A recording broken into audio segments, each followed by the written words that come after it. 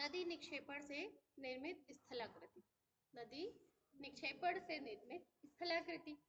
अब निक्षेपण समझ गए ना, जो भी नदी काट छाट कर रही, पर्वतों को काट रही है या चट्टानों को तोड़ तोड़ कर रही है, उसको छोटे छोटे बोल्डर्स में, कंकड़ में, उसमें डिवाइड कर रही है, ठीक।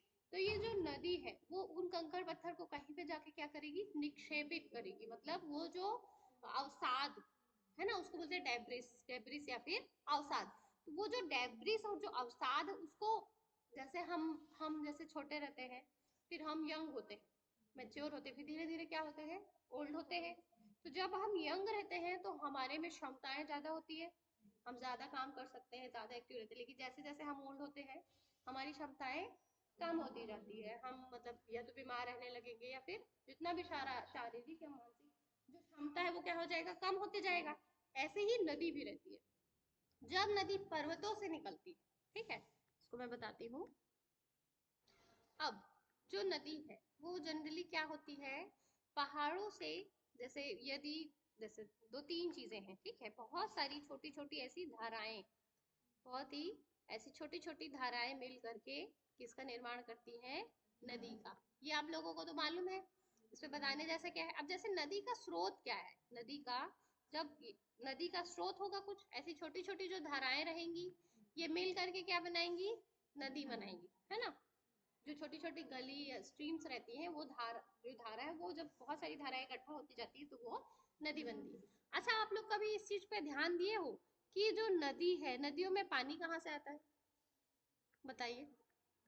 नदियों में पानी कहाँ से आता है, नदी जैसे हर चीज का स्रोत होता है ना, हमारे आय का स्रोत है कि मैं आप लोगों को पढ़ा रही हूँ, है ना, ऐसा कुछ कुछ, ठीक। अब ये बात बताओ कि नदी में पानी का स्रोत कहाँ से आता है। सबसे पहले तो वर्षा जल, वर्षा का पानी जाता है। जब भी वर्षा जल होता है तो देखते हो ना, शिवनाथ नदी, महानदी में बाढ़ आ जाता है, ठीक। पहला स्रोत तो वर्षा का जल है। अब उसके अलावा,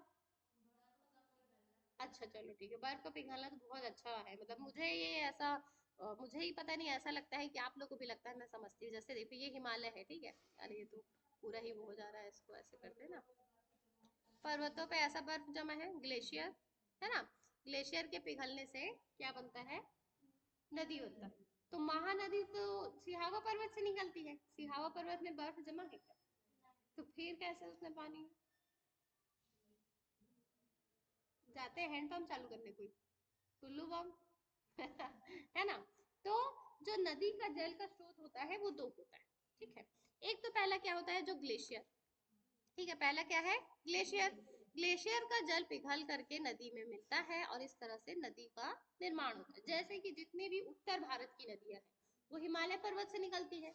हिमालय पर्वत की ज्यादातर जो नदियां हैं वहां पे, जैसे गोमुख से शुरू हुआ है, यमुनोत्री से यमुना निकला है, गोमुख से गंगा निकला है, ऐसे तो अलकनंदा, भागीरथी ऐसे करके मिक्स करके देवप्रयाग, कर्णप्रयाग ऐसे करके गंगा नदी निकली हुई है। कहने का क्या मतलब है कि या तो नदी ग्लेशियर्स के पिघलने के कारण बनती है लगातार, ठीक, या तो नदियों में जो जल आता है वो वर्षा जल रहता है या फिर भूमिगत जल, क्या रहता है, वर्षा या फिर भूमिगत। तो जो हम कहाँ रहते हैं, हम तो प्रायद्वीपीय पठार क्षेत्र में रहते हैं, छत्तीसगढ़ मध्य प्रदेश का एरिया। तो ये जो प्रायद्वीपीय पठार की जितनी भी नदियां हैं वो भूमिगत जल के कारण, उनका एक स्रोत है, दूसरा क्या है, वर्षा। भूमिगत जल समझो, जैसे भूमिगत जल बताइए, किसी को कुछ पता है क्या होता है, भूमि के अंदर का जो जल होता है उसको क्या बोलते हैं, भूमिगत जल बोलते हैं।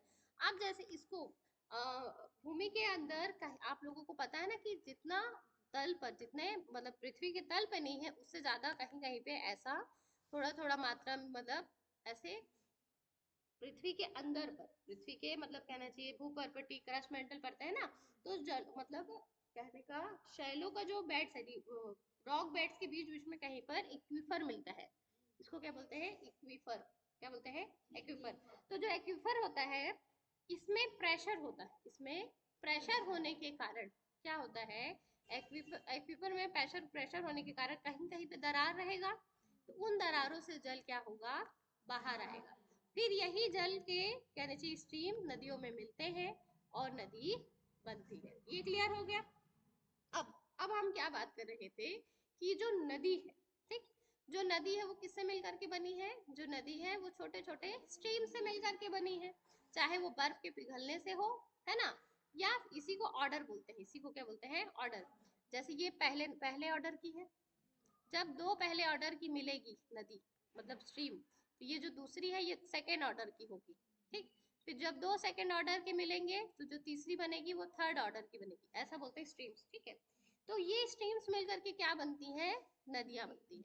नदियां जब, ध्यान दीजिएगा, नदियां जब पहाड़ों पे रहती है, पहाड़ों से बहती है, तो उनकी क्या रहेगी, वेग तेज रहेगा, स्पीड तेज रहेगा, सब तेज रहेगा। तो ये इनका यंग एज है, क्या है, यंग एज, ठीक। फिर जब नदियां धीरे धीरे किस में आती हैं, धीरे धीरे ये आती हैं मैदानी क्षेत्र पे। भाई पहाड़ से जब धरती पर उतरेगी मैदानी क्षेत्र पे, तो नदी कैसे बहती है, विसर्प, बताया था, इसी को बोलते हैं मियंडर, विसर्प, या फिर इसी को क्या बोलते हैं, मियंडर। इसमें फिर ढाल का अनुवहन करते हुए, अनुवर्ती करके, अनुवर्तन करके ऐसे बहती हैं। फिर आखिर में ये कहाँ पे जाके अपना जल गिराती है, समुद्र में। समुद्र में क्या होता है, जब, अब देखो पहले तो यंग थी नदी, फिर ये मैच्योर हुई, फिर जब नदी बूढ़ी होने लगती है, क्या होने लगती है, बूढ़ी होने लगती है, इसको बोलते हैं ट्रिब्यूटरी, इसको क्या बोलते हैं, ट्रिब्यूटरी या फिर सहायक नदियां। फिर जब वो बूढ़ी होने लगती है तो उसका भार बहुत ज्यादा हो जाता है, तो ऐसी वो अलग अलग धाराओं में बढ़ जाती है, इसको बोलते हैं डिस्ट्रीब्यूटरी, क्या बोलते हैं, डिस्ट्रीब्यूटरी, ठीक। और फिर यहीं पे ये जो एरिया है, ये एरिया में वो मतलब ऐसा निक्षेप जमाती है, इसी को हम बोलते हैं डेल्टा, इसी को क्या बोलते हैं, डेल्टा। जैसे कि भारत का सबसे बड़ा डेल्टा कौन सा है, सुंदरवन डेल्टा, तो वो गंगा यमुना और ब्रह्मपुत्र नदी का क्या है, डेल्टा है। क्लियर, ये समझ में आया? अब हम बात करते हैं, तो इस पूरे ड्यूरेशन में, जब नदी यंग रहेगी, मेच्योर रहेगी, ओल्ड रहेगी, इस पूरे ड्यूरेशन में जो नदी है वो अपर्दन भी करेगी और क्या करेगी, निक्षेपण भी करेगी, दोनों चीजें करेगी।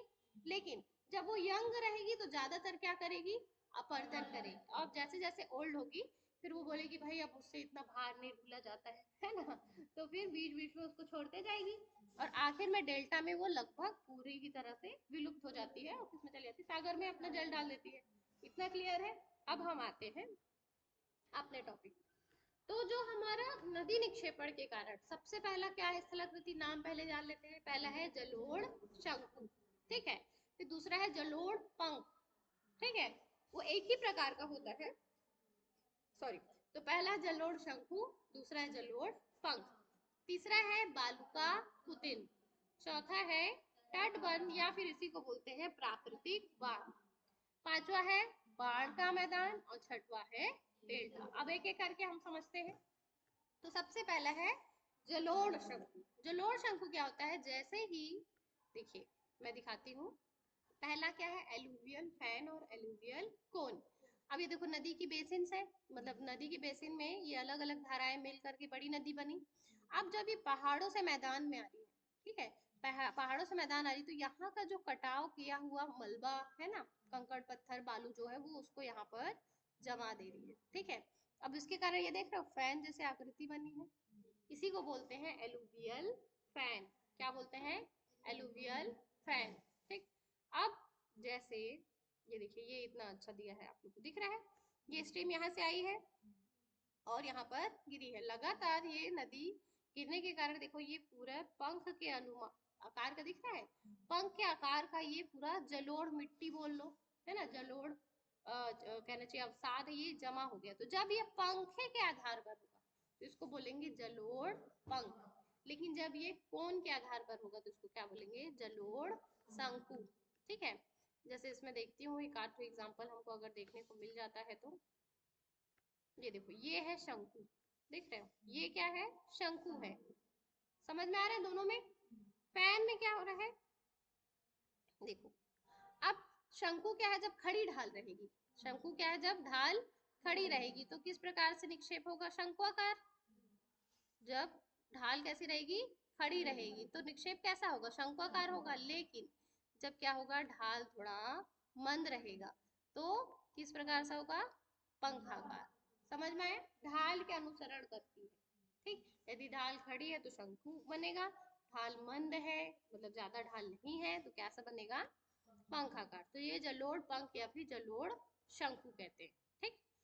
ठीक, इसी को बोलते हैं भाभर क्षेत्र, इसी को क्या बोलते हैं, भाभर क्षेत्र के अंतर्गत हमको जलोढ़ शंकु जलोढ़ पंख देखने को मिलता है। अगला है हमारा बालुका पुतिन।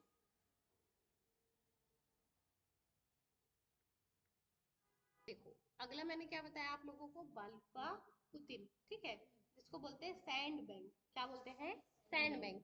तो सैंड बैंक क्या होता है? सैंड बैंक होता है नदी के घाटी के मध्य में बाढ़ के दिनों में विभिन्न प्रकार से अवसाद जमा हो जाता है, उसको क्या बोलते हैं? बालुका पुतिन।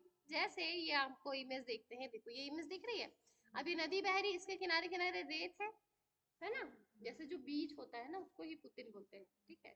तो बीच, लेकिन रिवर में तो ज्यादा नहीं होगा, समुद्र की अपेक्षा कम होगा। तो किनारे किनारे बालू जमा हो जाना बाढ़ के मैदान के, देखो यहाँ पे किनारे किनारे जो बालू जमा है ना, इसी को क्या बोलते हैं? बालुका पुतिन। क्या बोलते हैं? बालुका पुतिन, ठीक है। इसी को बोलते हैं सैंड बैंक या फिर बालुका पुतिन। यहीं से ही रेत को खनन किया जाता है, चोरी किया जाता है और उससे फिर घर बनाया जाता है। तो बालू का पुतिन से ही बालू जो है लिया जाता है, और जो कि इलीगल है, उसका माइन होता है, उसका टेंडर होता है, लेकिन जनरली जैसे लवन में शिवनाथ नदी के किनारे सुबह सुबह ट्रक भर के जाता है ना, तो वो इसी सैंड बैंक से उसको निकाला जाता है और उसको मतलब ट्रक या जो भी रहता है ट्रेवल का मतलब जो भी गाड़ी रहेगा उसमें भर करके ले जाया जाता है, ठीक। तो पहला क्या पढ़ लिया हमने? जलोढ़ शंकु, दूसरा जलोढ़ पंख, और तीसरा क्या हुआ? बालुका पुतिन। अब आगे बढ़ते हैं। बालुका पुतिन के अलावा लिखिए, अगला है हमारा तट बांध। तट बांध, इसी को बोलते हैं प्राकृतिक तटबंध बोलते हैं, इसी को बोलते हैं नेचुरल लेवी। क्या बोलते हैं? Natural levy. नेचुरल लेवी समझते हैं क्या होता है? आप लोगों को पता है कि नदियों में बाढ़ आता है बारिश के समय, बहुत अधिक बारिश हो जाए, बादल फट जाए, है ना, या फिर जो ग्लेशियर लेक आउटबर्स्ट होता है उसको, खैर ठीक है, उसको अब यहाँ डिस्कस नहीं करते। तो नदियों में जल की मात्रा बहुत अधिक हो जाती है, तो जो उसका बहाव क्षेत्र रहता है वो उसके आगे भी बहने लगती है। जैसे देखो ये जो नदी है आप लोग को डायग्राम में दिख रही है, ये नदी में जल की मात्रा अधिक रहेगी तो नदी का जल इधर और इधर आएगा, ठीक है। अब क्या होता है जब नदी का जब बाढ़ कम होता है, बाढ़ कम होगा तो जनरली होगा ना, ऊंचे उठे स्थान से जो जल है वो गड्ढे साइड जाएगा, जहाँ पे उच्चावच कम है वहां पर जाएगा। तो इसके कारण क्या होता है कि नदी के किनारे किनारे दिख रहा है एक नेचुरल सा तटबंध बन गया है, बांध बन गया, क्या बन गया है? बांध बन गया। इसी को बोलते हैं नेचुरल लेवी। इसी को क्या बोलते हैं? नेचुरल लेवी या फिर प्राकृतिक तटबंध। इसको और अच्छे से समझ, ये देखो बाढ़ के कारण क्या हुआ, बाढ़ के कारण नदी का जल पहले मतलब स्थल खंड में चला गया, फिर जब बाढ़ वापस जाने लगा, बाढ़ का जल वापस जाने लगा, तो इसके कारण ये यहाँ पे क्या हुआ? ऊंचा उठा हुआ स्थलाकृति बन गया, ऊंचा उठा हुआ स्थलाकृति बन गया। अब ये जो ऊंचा उठा हुआ स्थलाकृति है, इसी को हम क्या बोलते हैं? प्राकृतिक तटबंध। क्या कहते हैं? प्राकृतिक तटबंध। अब फिर से आते हैं, ये जो हमारा प्राकृतिक तटबंध है ये तो बन गया, ठीक, लेकिन कुछ मलबा तो यहाँ पर भी रह जाएगा, पूरा मलबा आ जाएगा क्या वापस? नहीं। तो जो ये मलबा रह गया इसी को हम बोलते हैं बाढ़ का मैदान।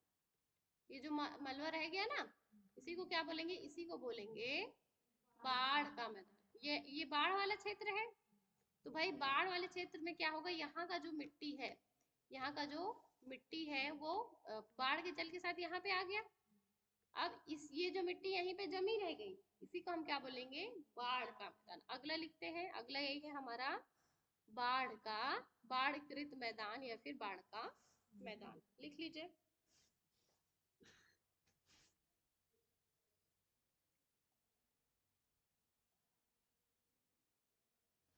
क्लियर हुआ?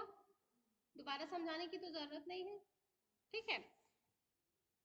अब देखो ये प्राकृतिक तटबंध इसमें भी दिया, प्राकृतिक तटबंध देख रहे हो, ये नदी क्षेत्र है, अब ये बाढ़ का मैदान है, ये देखो बाढ़ का मैदान, और जब ये वापस जाएगा तो ये यहाँ पे उठा हुआ दिख रहा है, इसी को प्राकृतिक तटबंध बोलेंगे। अब देखिए ये नदी का बहाव क्षेत्र है, लेकिन जब नदी में जल पूरा भर जाएगा तो नदी का जल इधर और इधर चला जाएगा, तो जहां जहां पे ये मलबा जमेगा, जहां जहां पर ये मलबा जमेगा उसी को हम क्या बोलते हैं? बाढ़ का मैदान या बाढ़ीकृत मैदान। इसलिए जनरली, इसलिए क्या है, जनरली हम ये देखते हैं कि जहां से भी नदी बहती है, ठीक है, इसलिए जनरली हम देखते हैं कि जहां से भी नदी बहती है वहां आसपास हमको हमेशा बाढ़ का मैदान देखने को जरूर मिलता है। ठीक, जैसे ये जो हमारी नदी है, ठीक है, नदी इस तरह से बहेगी विसर्प आकार पे। ठीक, अब विसर्प आकार पे जो ये हमारी नदी बह रही है, तो इसके जो किनारे किनारे का क्षेत्र है, ये जो किनारे किनारे का क्षेत्र है, इसी को हम क्या बोलेंगे? बाढ़ का मैदान। ये जो क्षेत्र है इसको क्या बोलेंगे? बाढ़ का मैदान। ये हमारा क्या हो गया? बाढ़ का मैदान। और जब बाढ़ का मैदान वापस जाता है, ठीक है, जब बाढ़ का मैदान वापस जाता है तो यहाँ पे हमको कैसा दिखता है? उभरा हुआ दिखता है, ऐसा उभरा हुआ प्राकृतिक तटबंध दिखता है। ऐसे ही रहता है, उभरा हुआ प्राकृतिक तटबंध दिखता है। तटबंध मतलब समझते हो? बांध जैसा ही हो गया ना। अब ये जो बांध हो गया, अब अगली बार जब बाढ़ आएगा तो जब बाढ़ का पानी इस प्राकृतिक तटबंध से ऊपर रहेगा तभी वो इसको पार कर पाएगा, है ना, नहीं तो नहीं कर पाएगा। तो इसीलिए इसको क्या बोलते हैं? प्राकृतिक तटबंध। इसको हमने बनाया है क्या? तटबंध या फिर बांध को? नहीं, ये प्राकृतिक रूप से बना है, इसलिए इसका नाम क्या है? प्राकृतिक तटबंध। ठीक, अब ये प्राकृतिक तटबंध हो गया और ये कौन सा हो गया? बाढ़ का मैदान। दोनों नदियों के किस गुण से, नदियों के कौन से क्रिया से बना है? निक्षेपण। ठीक, निक्षेपण से। पानी जब मैदान में चला गया तो मैदान में मतलब पानी जो नदियों का मिट्टी और साद वो भी जमा हो गया तो उससे बाढ़ का मैदान बन गया। फिर पानी जब वापस नदी क्षेत्र में आ रहा है तो जब पानी वापस आएगा तो ये जो एरिया है यहाँ पर एक प्राकृतिक तटबंध सा बन जाएगा, है ना, एक बांध सा बन जाएगा जिसी को प्राकृतिक तटबंध कहते हैं। क्लियर? आगे बढ़ते हैं। अगला है हमारा डेल्टा। सबसे इंपॉर्टेंट है ये डेल्टा। डेल्टा जानते हैं? ये देखिए डेल्टा अक्षर लिखा हुआ है। डेल्टा अक्षर का सबसे प्रथम प्रयोग किसने किया है? चलिए होमवर्क लिखिए। डेल्टा शब्द का सर्वप्रथम उपयोग किसने किया है?